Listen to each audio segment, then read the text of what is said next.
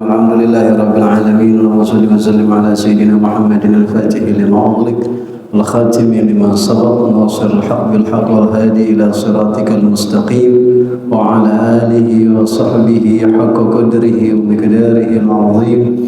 اللهم أخرجنا من ظلمات الوهم وأكرمنا بنور الفهم وافتح علينا بمعرفة العلم وحسن أخلاقنا بالحلم وسهل لنا أبواب فضلك وانشر علينا من خزائن رحمتك يا أرحم الراحمين يا أرحم الراحمين يا أرحم الراحمين.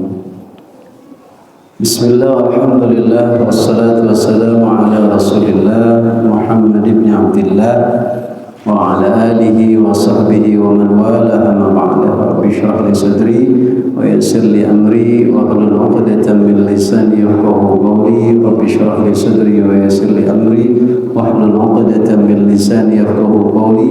رب اشرح لي صدري ويسر لي أمري واحلل عقدة من لساني يفقهوا قولي وسدد لساني واهد قلبي بحق سيدنا محمد صلى الله عليه وسلم.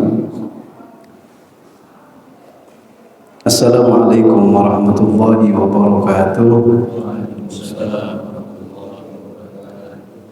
Alhamdulillah, puji syukur kepada Allah Subhanahu wa taala yang mentakdirkan kita malam hari ini berkumpul kembali di majlis di Masjid Jami' Nur ini. Mudah-mudahan langkah kaki kita ke tempat ini dihitung ibadah oleh Allah Subhanahu wa taala. Allah panjangkan umur kita dalam taat kepada Allah. Allah sehatkan selalu badan kita. Allah mudahkan segala urusan-urusan kita, urusan dunia dan ukhrawi kita. Amin ya rabbal alamin. Baik, kita lanjutkan. Kemarin sampai sholat Jumat ya. Sudah selesai kan? Masih ada yang baru kemarin sampai nomor 6 Ustaz, yang duduk dari dua lebih dari tumanina sholat.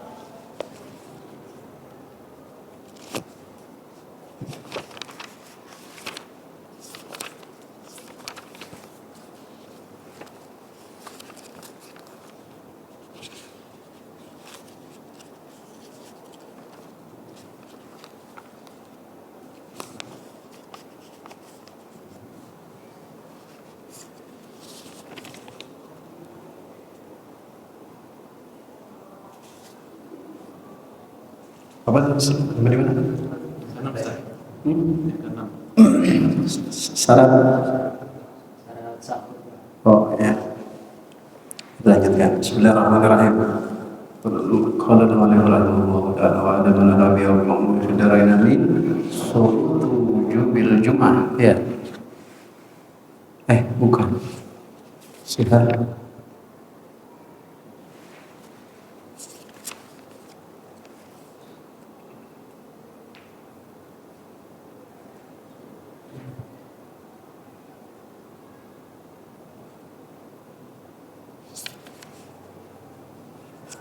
Khutbah udah.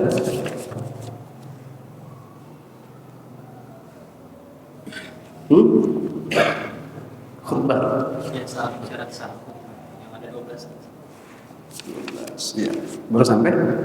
Nah, baik. Kita lanjutkan. Syurutus sihhatil khutbatain 12. Syarat sahnya dua khutbah ada 12. Yang pertama dzukurah, yaitu laki-laki. Yang kedua at-taharatu 'anil hadatsain al-asghar wal akbar, suci dari hadas kecil dan hadas besar. Kemudian at-taharah 'anil najasah fi thawb wal badan wal makan, suci dari najis pada pakaian, badan dan tempat. Yang keempat satrul aurah, menutup aurat. Yang kelima al-qiyamu 'alal qadir, berdiri bagi yang mampu. Yang keenam al-julusu bainahuma fawqa tuma'ninatis salat wal afdal an yakuna biqadri suratil ikhlas fa idza lam yajlis husibata wahidah. Itu ya. Sekarang yang ketujuh. Yang ketujuh adalah al-muwalatu bainal khutbataini 'urfan. Syarat sahnya dua khutbah Jumat yang ketujuh adalah al-muwalat. Ya, berurutan terus menerus, ya. antara dua khutbah menurut keumuman, ya, menurut uruf. Wa ba'dhum qaddarahu bi rak'ataini khafifataini walau tala al-faslu ziyadatan an dhalik wajaba i'adatul khutbah. Nah, sebagian ulama mengatakan, sebagian ulama qaddarahu bi rak'ataini khafifatain, pemisah antara khutbah pertama dengan khutbah kedua. Ini pemisah nih, Jumat kan ada dua khutbah, kan kita duduk di tengah-tengah khutbah satu dan kedua, duduknya berapa lama? Sebagian ulama menakarkan, ya, memperkirakan dengan 2 rakaat yang ringan. Falau talal faslu, kalau terlalu panjang, terlalu lama pemisahnya, yaitu duduknya di situ, lebih dari itu wajib i'adatul khutbah, wajib untuk mengulang khutbah. Kalau lebih, kalau maksudnya lebih di situ, kalau lebih dari dua rakaat sholat yang ringan, ya kan kelamaan itu mah bukan memisah, itu khotibnya ngaso, ya, bukannya mau misahin antara dua khutbah, itu istirahat dia itu kalau kepanjangan ngaso.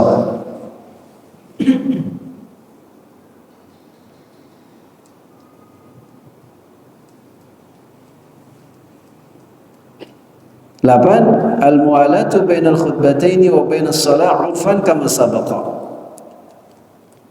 Yang kedelapan adalah berturut-turut antara dua khutbah dengan sholat. Jadi setelah selesai dua khutbah, nggak pakai nunggu lama-lama lagi, ya, nggak pakai nunggu lama-lama lagi, langsung ya sholat, ya. Jadi berturut-turut terus menerus. Kesembilan, al-isma'u minal khatib, ay isma'ul khatibi 40 rajulan tan'aqidu bihimul jum'atu arkanal khutbatain. Memberi pendengaran, al-isma', ya, memberi pendengaran dari khatib. Artinya apa? Isma'ul khatibi 40 rajulan. Jadi mendengarkan khatib ada 40 orang laki-laki. Nah, tan'aqidu bihimul jum'ah, yang bisa mengesahkan sholat Jumat, yang bisa mengesahkan sholat Jumat. Nanti kita akan bahas pembagian-pembagiannya. Jadi 40 bukan cuma yang wajib, bukan cuma yang wajib buat dia sholat Jumat, tapi kalau dia nggak bisa bikin sah, tetap nggak sah. Paham nggak? Ada syarat wajib sholat Jumat. Artinya orang yang sudah memenuhi syarat syarat-syarat tersebut, maka buat pribadi dia hukumnya sholat Jumat udah wajib. Tapi bicara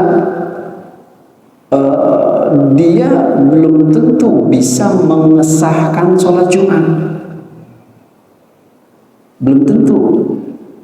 Nanti kita akan bahas. 10, an yasma'ahuma arba'un, yang mendengarnya dua khutbah tadi itu yang mendengar itu sebanyak 40. Ay sama'ul hadirin li arkanil khutbati bil fi'li ay haqiqah inda Nawawi wa Rafi'i wa Ibn Hajar. Ya, jadi mendengar para hadirin itu yang jumlahnya 40, mereka mendengar rukun-rukun khutbah dengan perbuatannya. Ya, secara hakikoh, secara pasti menurut Imam Nawawi, Imam Rafi'i dan Imam Ibnu Hajar. Makanya yang berhak nanti gantiin khotib kalau seandainya khotib di tengah-tengah itu berhadas, yaitu mereka yang memang sudah mendengar dari awal. Seperti yang minggu lalu saya sampaikan. Kalau dia yang menggantikan itu baru datang, nggak boleh. Ya, nggak boleh. Pas duduk dia wudhu dulu, boleh? Boleh aja. Ya. Kalau batal, kalau memang nggak ada yang gantiin. 11. Antakuna bil Arabiyyah ay al-arkan. Harus dengan bahasa Arab. Apanya? Rukun-rukunnya aja. Kemarin tuh ada berapa rukun khutbah? Ada 5. Pertama hamdalah, kedua salawat, 3 wasiat takwa, keempat Quran di salah satu di antara salah satu 2 khutbah. Yang kelima doa. 5 itu rukun, itu udah ada, sah tuh. Tapi wajib pakai bahasa Arab. Selebihnya isinya ceramah, ya udah bahasa sendiri-sendiri, nasi-nasi. Asal jangan pakai bahasa Suryani, nggak ada yang paham.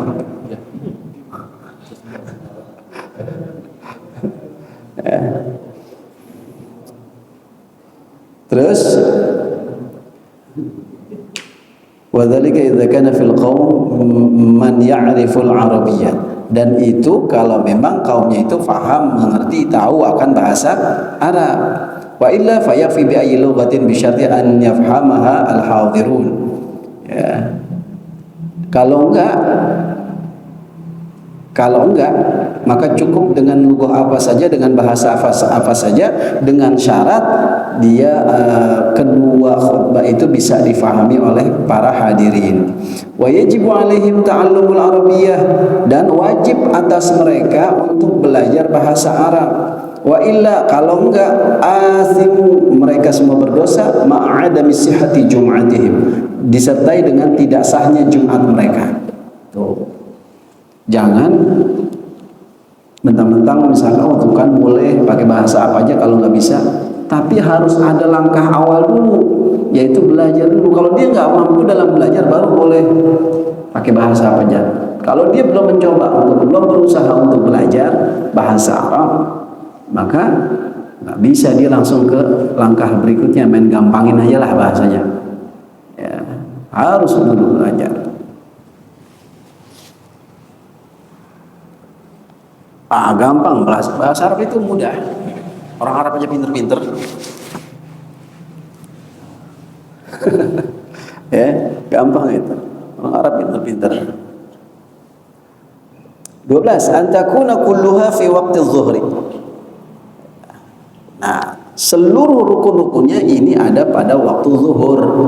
Jangan sampai belum masuk, misal khutbah, ya, khatib, alhamdulillah nih, itu belum masuk waktu zuhur.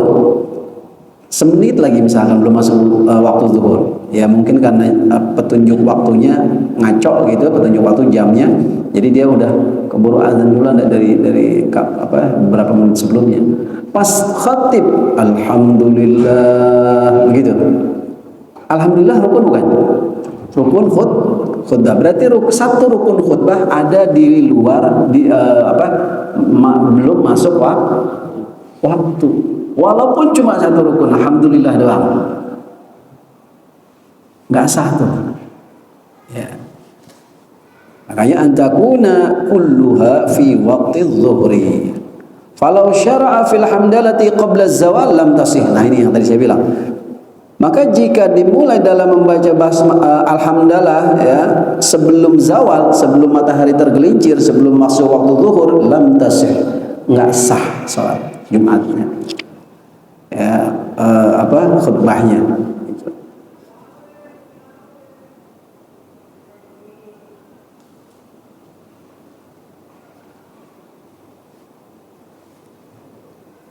Selesai ya 12 daripada syarat sahnya Jumat. Lanjut.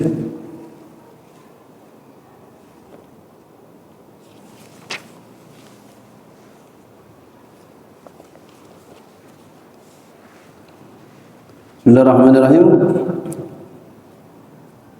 Dari fawqa tumanina salatil tumanina salat wal mualat. Nah, lanjut wa salatul jama'ati wa salatul janazati fardu kifayatin. Dan salat jamaah dan salat jenazah hukumnya fardu kifayah. Ya, fardu kifayah. Ya, kita bahas dulu salat jamaah. Ya, kita bahas salat jamaah dulu. Apa itu jamaah secara bahasa? Maknanya jamaah secara bahasa ta'ifah, yaitu golongan. Golongan. Nah, makna jamaah secara syariat, secara syar'an, secara istilah adalah rabtu salatil ma'mumi bi salatil imami. Menyambung salatnya makmum dengan salatnya imam, atau mengikat ya salatnya makmum dengan salatnya imam. Ini namanya secara makna jamaah secara syar'an atau istilah. Aqalluha, sedikit-dikitnya jamaah adalah imamun wa ma'mumun. Ada imam satu, ada makmum satu, selesai. Itu udah jadi jamaah, salat jamaah. Fatusamma jamaah. Wa yahsulu biha aslu thawabil jama'ati, dan hasil dengannya itu ya pokok daripada pahala salat berjamaah.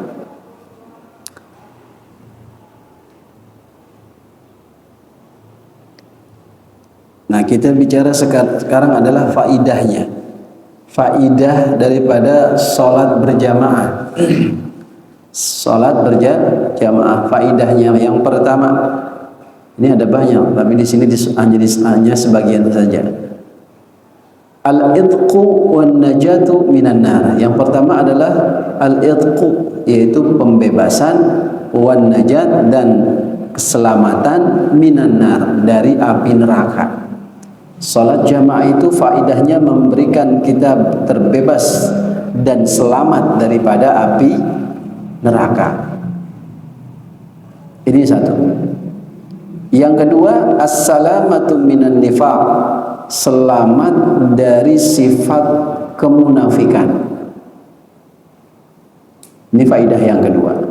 Faidah yang ketiga, qabulus shalah, diterimanya salat. Yang keempat, maghfiratul dzunub, diampunkannya dosa-dosa.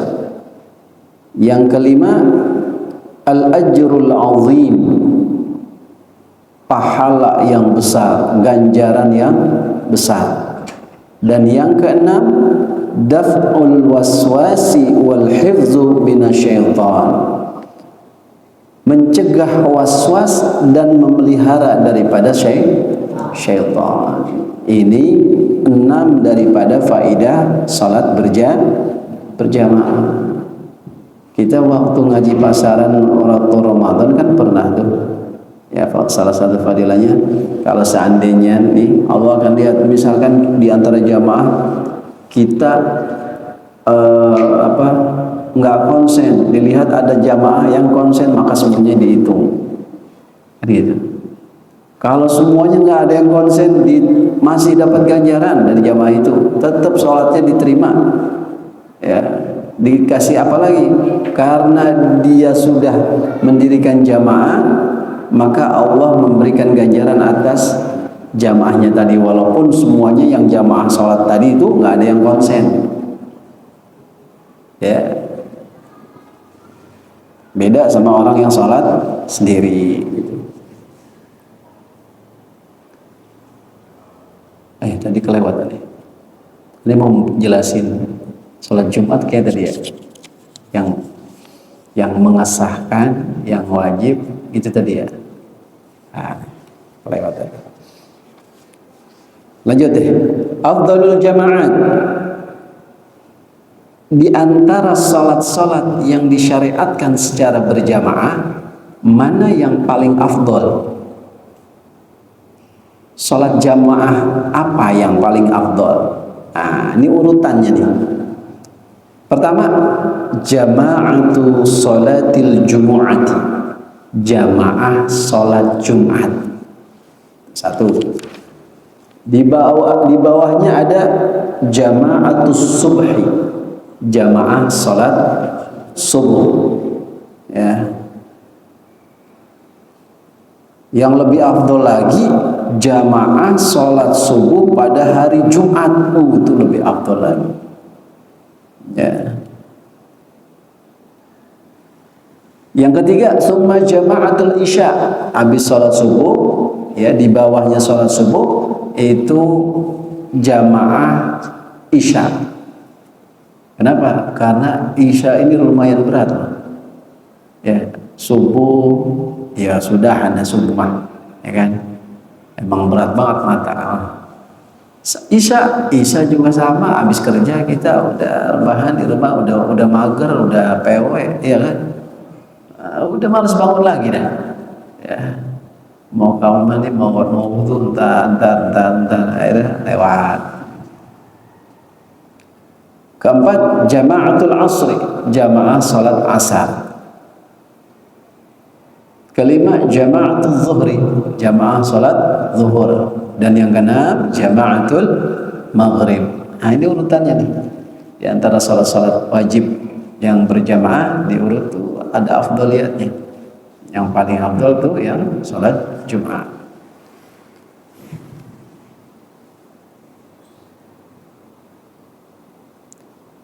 Hukum salatil jamaati. Hukum salat berjamaah. Al-mu'tamadu annaha fardu kifayatin.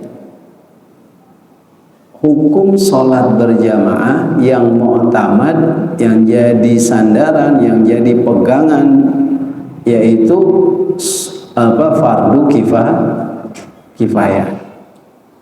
Ya, hukumnya fardu kifayah. Bihaitsu yadhharu syiar, sekiranya itu menampakkan untuk syiar-syiar. Wa huwa qaulun Nawawi. Nah, karena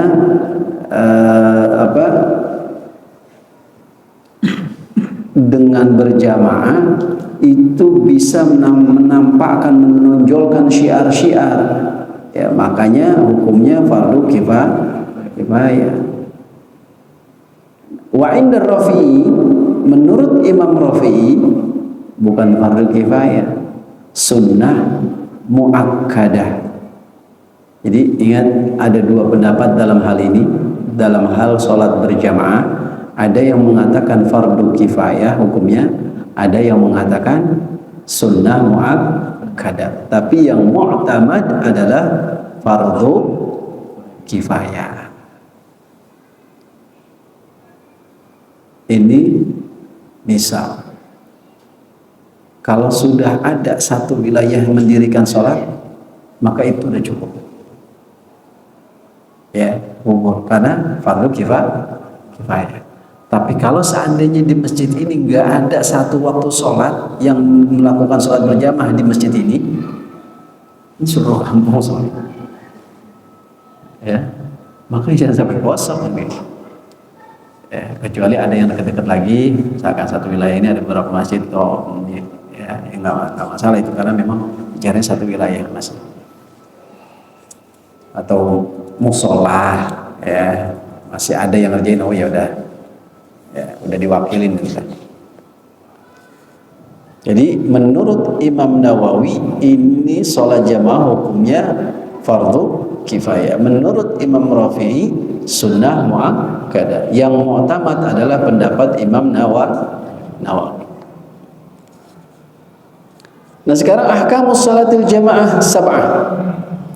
Hukum-hukum di dalam salat berjamaah ada 7.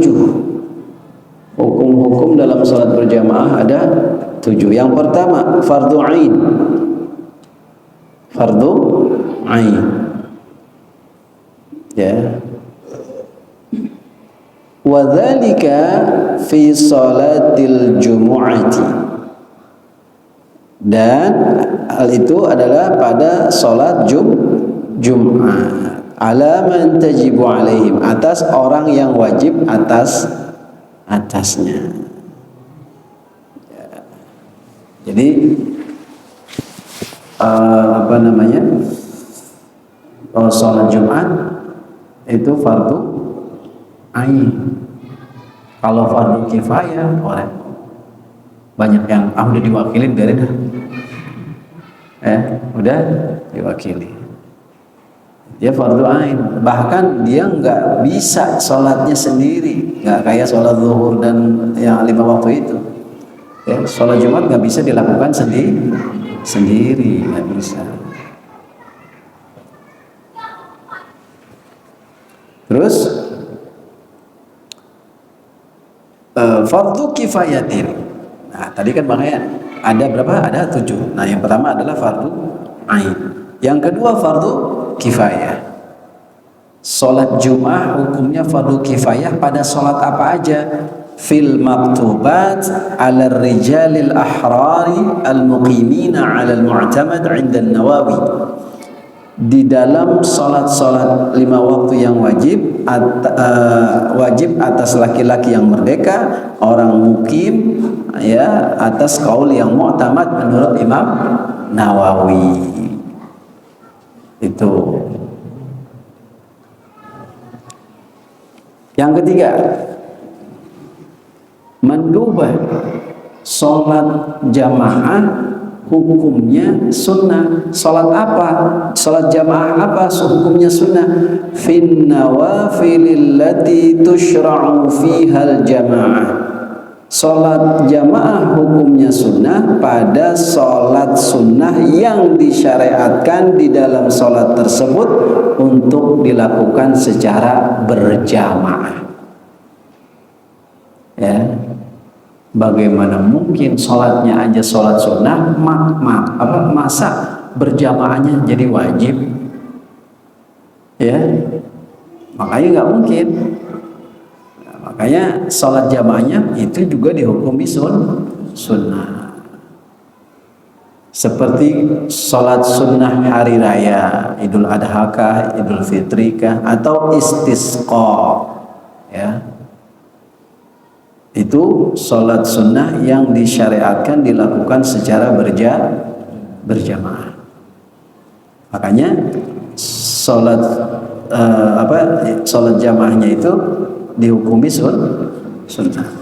Yang keempat, mubahatun. Hukum sholat berjamaah terhukum mubah, boleh. Pada sholat apa? Fin nawafilil lati la tushra'u fihal jamaah. Pada sholat sunnah yang tidak disyariatkan di dalam pelaksanaannya dengan cara berjamaah. Kayak sholat tahajud, boleh gak berjamaah? Sholat tahajud boleh gak berjamaah? Hah? Boleh gak jamaah? Nah, Nabi pernah berjamaah? Boleh nggak berjamaah? Ini tadi hukumnya sholat jamaah mubah. Pada sholat sunnah apa? Fin nawafilil lati la tushra'u fihal jamaah. Pada sholat sunnah yang tidak disyariatkan dilakukan dengan cara berjamaah. Artinya kalau dilakukan juga ini dengan cara berjamaah, berarti hukum sholat berjamaahnya ini hukumnya mubah. Nggak dapat pahala, kagak dapat dosa dalam hal pelaksanaan jamaahnya. Kenapa? Karena memang nggak disyariatkan berjamaah soalnya. Kayak sholat tahajud. Sholat tahajud nggak disyariatkan berjamaah. Dia sholat dewek-dewek. Tapi kalau dilakukan berjamaah gimana? Boleh.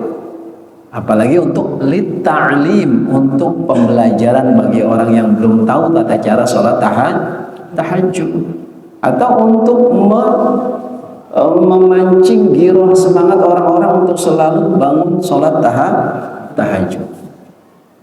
Boleh, bukan sunnah, ya. Sholat jamaahnya ya, berjamaahnya. Sholat tahajudnya sunnah, tapi pelaksanaannya kalau dilakukan secara berjamaahnya itu yang hukumnya boleh. Kelima, khilaful aula, menyelisihi yang utama. Hukum sholat berjamaah, ya, hukum sholat berjamaahnya menyelisihi yang utama. Sholat apa? Iza kanat sholatul imam adaan wal ma'mum bi qadaan. Kalau sholatnya imam sholat adaan, sholat makmum sholatnya kodoan. Wa kadzalikal aksu, begitu juga sebaliknya, si imam kodo, si makmum adaan. Oh enggak? Ya, dia si imam adaan lagi sholat. Sholat adaan, nah datang satu orang, dia mau sholat qadha, dia colek, jadilah berjamaah, ya enggak? Sah enggak? Sah, tapi itu menyelisihi yang utama. Bicaranya sah enggak? Sah. Atau begitu juga sebaliknya, ada orang lagi sholat sendirian, dia lagi sholat qadha, ujuk datang satu orang, dia lagi sholat adaan, sholat zuhur, ya, dicolek, dia lagi sholat qadha, yang nyolek mau sholat adaan, ya, sholat yang memang pada waktunya gitu. Yes, iya boleh, khilaful aula, cuman ya, menyelisihi yang utama, begitu. Artinya menyelisih yang utama, iya dia bertentangan yang memang utamanya apa? Ya nafsi. Kalau maksudnya ahsannya imam adaan, makmum adaan, ya, imam adaan, makmum adaan. Jangan sampai imam adaan, makmum qadha. Ditanya tadi qadha apa? Qadha. Walaupun nazam gerakannya sama. Nazam gerakannya sama, kecuali beda. Kayak misalkan kita sholat jenazah, ya, sholat jenazah, kita terus ada yang ngikut, ternyata dia lagi sholat jenazah, kita sholat sunnah juga, misalkan sholat sunnah apa lagi, dia sholat jenazah, sah nggak? Nggak sah. Kenapa? Nazamnya beda, pergerakannya dia nggak ada ruku, dia nggak ada sujud, dilakukan kita udah begini ya diri. Kan sholat jenazah nggak ada ruku, nggak ada sujud, ya nggak? Kenapa alasannya nggak ada ruku, nggak ada sujud?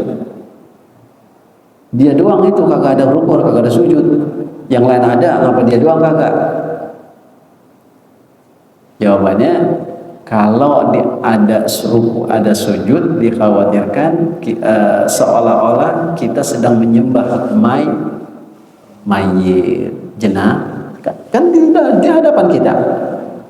Apalagi pas imam, memang depannya imam, ya. Kalau dia ruku, berarti kan kita lagi sholat lagi, dia tersujud di depan dia. Makanya tidak disyariatkan adanya ruku dan sujud dalam sholat jenazah. Udah diri aja sebagai penghormatan. 6 makruhatun, ya, salat jamaah hukumnya makruh idza kana al-imamu fasiqan aw mubtadi'an, kalau imamnya fasik atau pelaku bid'ah, ini salat jamaah jadi makruh kalau imamnya fasik. Fasik gimana? Fasik fajir, fasik yang dia masih ngerjain hal-hal yang maksiat. Misal udah jadi imam rawatib, ya, saya sering bilang, jadi udah jadi imam rawatib, keluar masih belegon aja, pakai celana pendek, padahal udah jadi imam rawatib, aurat kemana-mana, ya. Udah jadi imam rawatib, demen banget sama main catur, main gameplay. Ini fasik, ya, gak boleh, makruh jadinya kita ngikut yang begitu tuh. Tapi fasiknya fasik fajir, bukan fasik kafir, karena fasik ini ada dua, ya, artinya yang bisa dihapus dengan bertobat.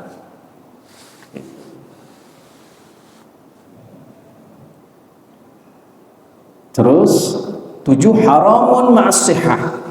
Salat jamaahnya terhukum haram tapi sah. Wah, gimana nih?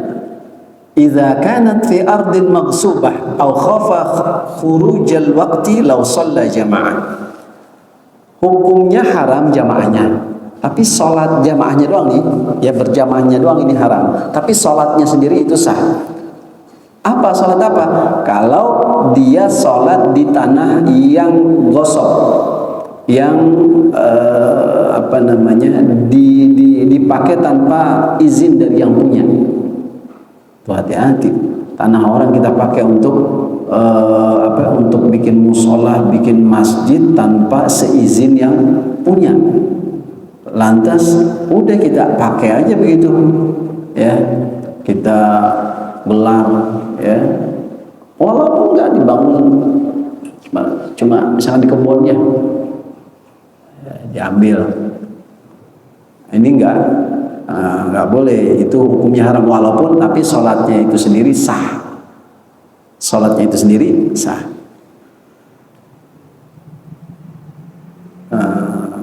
Tadi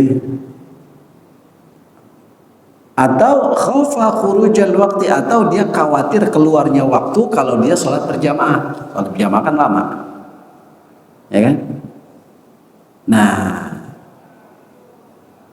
ini hukumnya jadi haram tapi sah kalau memang waktu nggak mungkin untuk sholat jamaah, tapi dipaksa untuk jamaah, bisa jadi haram jadinya, meskipun sah sholatnya. Kemudian ada wa ma'a adamis sihah, ya, wa ma'a adamis sihah, haram plus nggak sah. Gimana tuh? Idza ikhtalafa nazmus shalah, jika bertentangan rukun sholatnya, seperti ya itu tadi, ya seperti rukun sholat jenazah dengan sholat selain sholat jenazah kan beda, ya. Nah ini kan bertentangan namanya, nggak sah dan haram juga, gitu.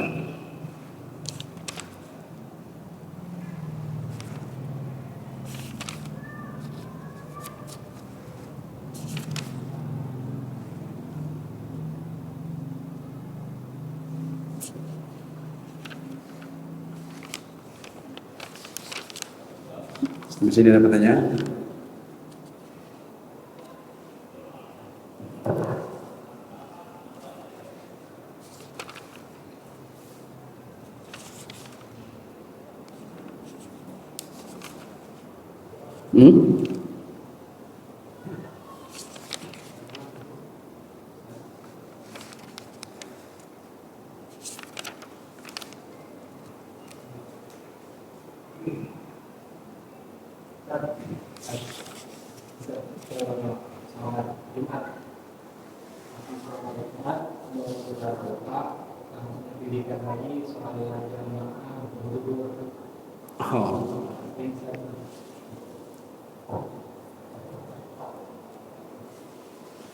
Sholat Jumat, habis itu sholat zuhur, ya. Bagaimana hukumnya? Sholat zuhur setelah sholat Jumat itu sunnah. Sholat zuhur setelah sholat Jumat itu hukumnya dalam mazhab Syafi'i, ya, ulama mengatakan itu sunnah. Jadi ya kalau ada yang mau melakukan, ya nggak masalah, memang itu disunahkan. Ya, atau sendiri-sendiri atau mau berjamaah, itu nggak masalah. Di Tanara bahkan kisahnya itu Imam Nawawi Banten itu pernah bermubahalah karena salah satu ulama di sana ada yang tidak mengakui bahwa itu sunnah, maka akhirnya mereka berdua bermubahalah. Kalau seandainya pendapatku ini salah, maka aku wafat duluan, kata Imam.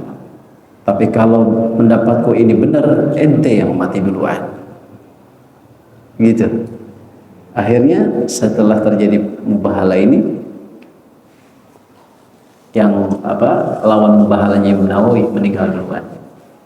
Akhirnya sekarang Tanara banyak kan pakai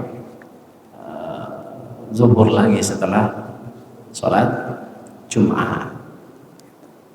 Karena memang ulama mengatakan sebagian itu sholat hukumnya sunnah, jadi nggak masalah.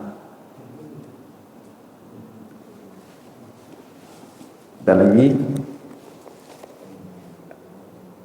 kemarin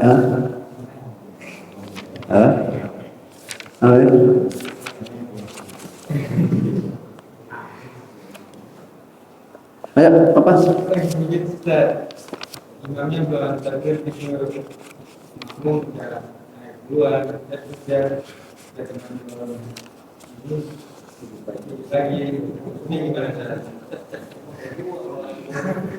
Bukan karena bahasanya di situ ada kayak kita sholat tuh di depan turunnya air jadi berisik terus kayak ada barisan batu juga di belakang. Gimana gitu? Gimana? Sholat di depan aliran air. Jadi tempatnya ramai, dia nggak bergerak. Kalau imam sudah bergerak atau belum, nah perkiraan dia imam sudah bergerak, ternyata imam belum. Kalau dia kira ada naik, ternyata imam masih sujud, terus dia lagi sujud. Oh gitu. Terus yang tanya hukum apa hukum sholatnya yang makmum tadi atau gimana? Ya, apa sholat? Hah? Iya yang makmum tadi itu seperti itu. Jadi permasalahannya bagaimana hukumnya seorang makmum yang mendahului gerakan si imam, ya kan? Iya, bicaranya ini tanpa sengaja. Hukum asal kita bicara hukum asal dulu sebelum kita nanti ada ya entah itu dia nggak sengaja karena memang dia nggak tahu dan sebagainya. Ini kita bicara hukum asalnya. Kalau hukum asal itu artinya hukum yang sudah baku. Kalau seandainya dia ngelakuin maka hukumnya begini. Tapi kalau seandainya dia ngelakuin, ya mungkin dia nggak tahu dan sebagainya, berubah lagi itu nanti. Nah kita bicara hukum asal dulu. Hukum asal kalau seandainya seorang makmum mendahului imam. Kemarin kita masih ingat gak?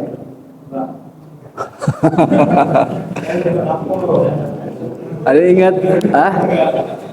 Ada ingat hal-hal yang membatalkan? Kalau dia mendahului atau ketinggalan gerakan dari si, kayaknya ini nyata apakah kayak gini ya?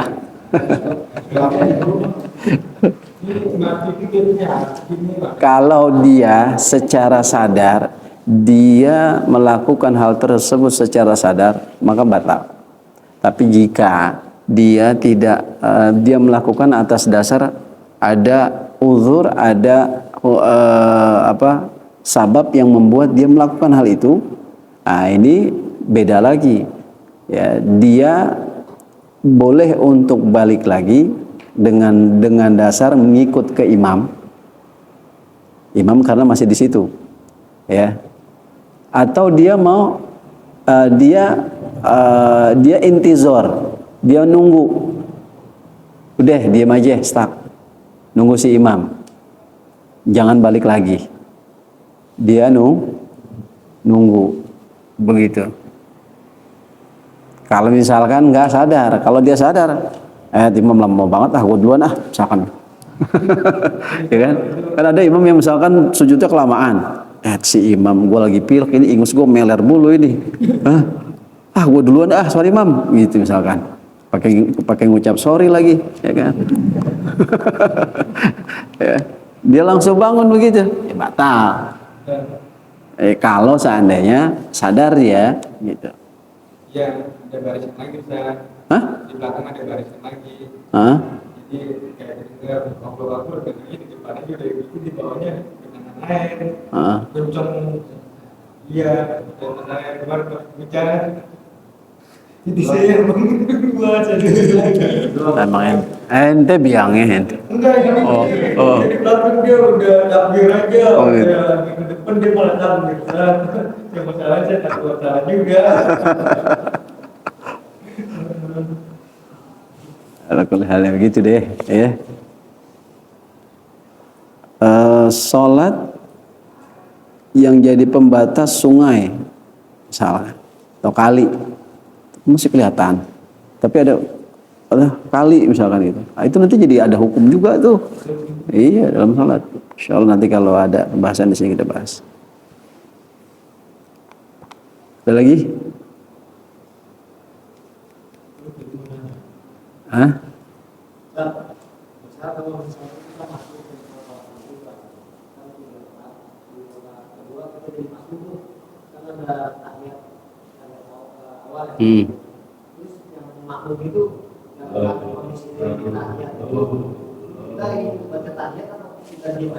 Baca, ikut baca juga.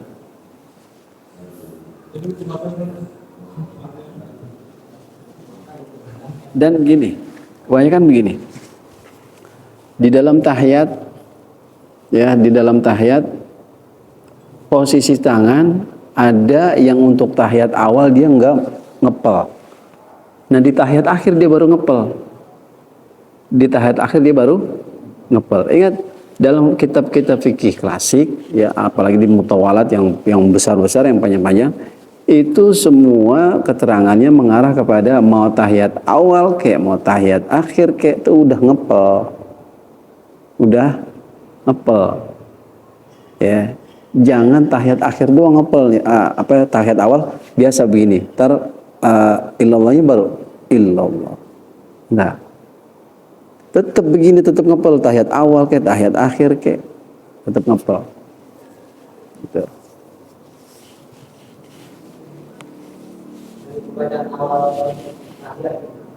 Iya, apanya? Ngepel. Iya. Misalkan pas bangun nih. Allahu Akbar, at-tahiyyat. Langsung ngepel. Ya.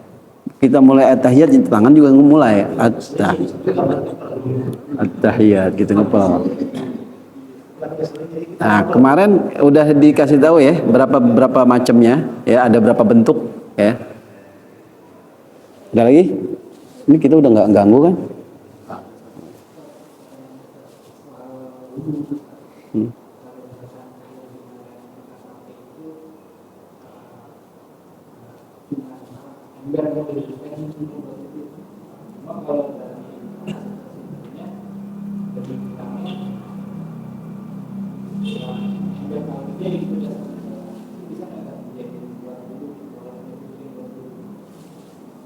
Pakai gini juga bisa wudu.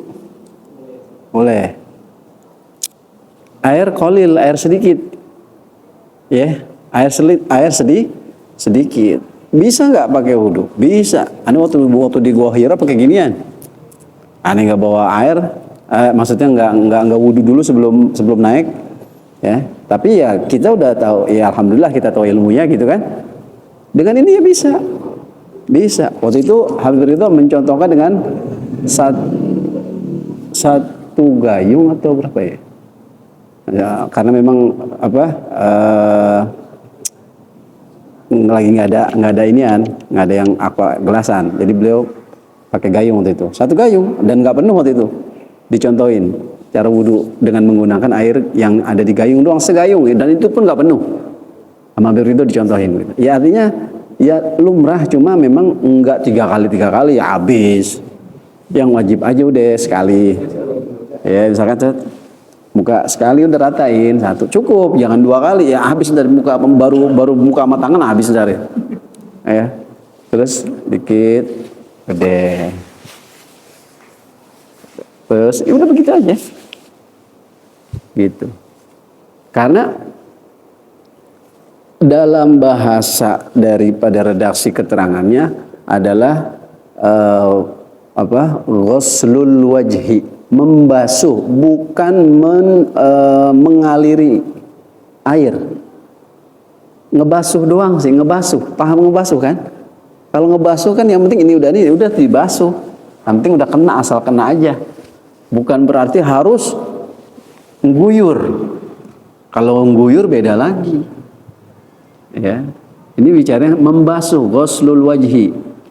Gitu. Ghuslul kafain, membasuh dua tangan. Jadi bukan mengguyur. Jadi seandainya dengan air dikit pun udah kita basuh ini rata cukup. Gitu.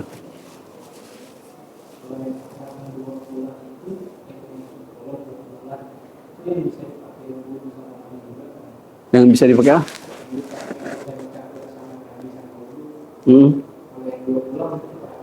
Iya. Iya. 2 kulah itu 60, kalau misalkan dia kotak 60 kedalaman 60 cm. Ya. Itu ngepas 2 kulah. Dia kurang dikit, iya berarti kurang dari 2 kulah. Itu.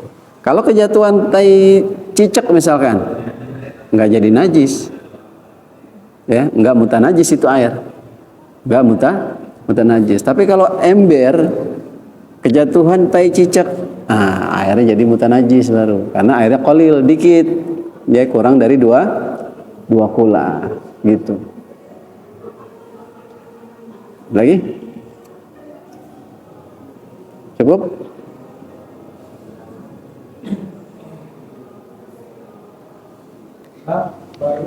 Kalau kita mau wudu di ember misalkan, di ember nggak ada gayung gimana? Nggak ada gayung. Jangan main celup-celupin aja di tangan nih. Niatin igtiraf. Niatin mau jadiin tangan ini sebagai ciduk. Kalau kita nggak niatin seperti itu, jadi mustakmal tuh air tuh. Nggak boleh jadi buat wudu tuh. Ya, pas kita mau ambil, saya niat nawaitul igtiraf. Udah, baru muka nawaitul wudu.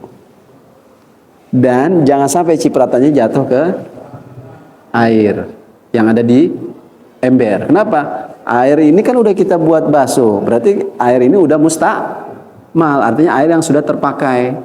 Jatuh ke sini. Nah, ini air dikit, air qalil, bukan air 2 kulah. Udah, nggak bisa. Makanya dia agak rada jauhan, gitu. Atau tinggiin dikit. Saat kita misalkan kita ambil, terus kitanya agak di bawah, begini, gitu. Terus sampai rapi, wudu, gitu. Boleh dengan wadah yang dari ember itu tadi. Kalau kolomnya panjang, kayak kolom Ahmad no, ya bisa berenang. Ya, nah kita wudu di situ tuh, ya kan, kita nyemplungin kaki juga sih, ya nggak apa-apa, ya nggak apa-apa. Ya pokoknya anaknya mah berenang mulu, ya. nggak ke ini kalau berenang nggak di kamar mandi aja. Ada lagi?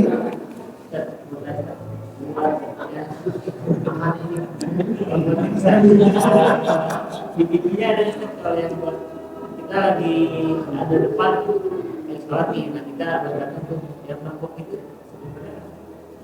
ada di. Oh iya. Iya, jadi ini ditafsil, dirincikan. Kalau dalam fikih dirincikan. Kalau memang dengan tepukan itu, ya, dengan tepukan itu membuat kaget si imam, maka haram hukumnya. Apalagi kita lihat misalkan imamnya, wah, musuh gue nih. Bukan ditepak, ditabuk. Ya, bukannya ditepak atau dielus gitu. Ya, kalau seandainya misalkan dengan gerakan atau dengan ini dia nggak sadar, nggak udah, oh ini orang, maaf misalkan tuli lah, kita takbiratul ihram kagak kedengeran, budeg takbiratul ihram dia nggak kedengeran, usap pelan-pelan, jangan sampai gitu. Gua baca apa datu tadi dah, ya, pelan-pelan. Jadi dirinci. Jadi dibolehkan kapan, dilarang kapan, bahkan diharamkan itu kapan, gitu. Ada pembahasannya. Ada lagi?